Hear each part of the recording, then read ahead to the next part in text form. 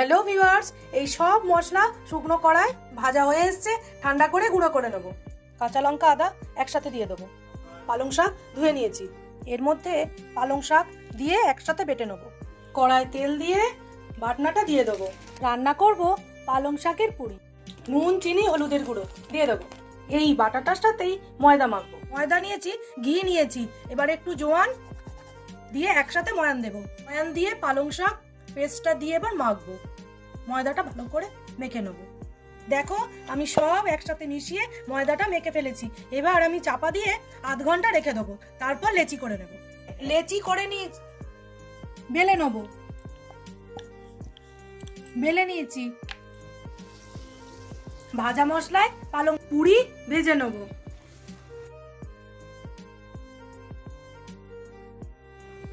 ভাজা মশলায় পালং পুরি একদম রেডি।